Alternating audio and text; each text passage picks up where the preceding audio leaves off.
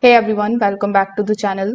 In today's video, I will show you how to fix the Whirlpool dishwasher leaking in 2026. So the washer leak is usually linked to the fill system connections, drain or pump path, or overflow or seal issues. So the key here is to identify the timing of the leak. So first of all, you need to match the leak timing to cause. So for that, you can run a quick cycle and then you can observe whether you are having the leak during fill. So if there is a leak during fill, it means that the problem is with the inlet hose or valve issue.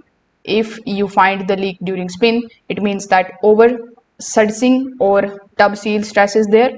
If it is during drain, the issue can be pump or hose connection related. So this particular step narrows it down instantly.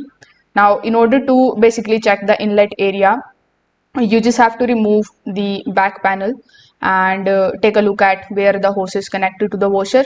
Even a slow drip here can travel down and appear as a bottom leak. So you need to simply tighten the connections and check the worn washers.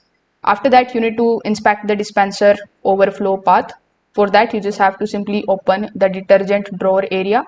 If water spills from there, it may be due to blocked dispenser channels or too much detergent that is causing the overflow.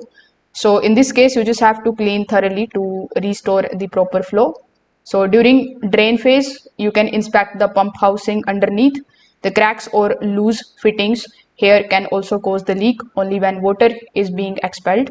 So if this video helped you out, make sure that you like this video and subscribe to the channel. Thanks for watching.